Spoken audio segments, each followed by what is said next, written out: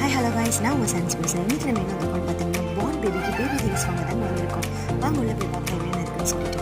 எங்கள் பேபிக்கு தேவையான சிலிக்கான் ஸ்பூன், டீத்தர், பேசிஃபியர், பேபி ஷூ, செப்பல்ஸ்லாம் இவங்க ப்ரீமியம் குவாலிட்டியில் கொடுத்துட்ருக்காங்க. பாட்டில், லோஷன்ஸ், ஏகப்பட்ட பிராண்ட்ஸ் இவங்ககிட்ட இங்கே இருக்குது. அது மட்டும் இல்லாமல் இங்கே ஸ்விம்மிங் பூல், சேர், பேபிஸ்க்கு தேவையான என்ஜாய்மெண்ட் டாய்ஸு எல்லாமே இங்கே இருக்குது.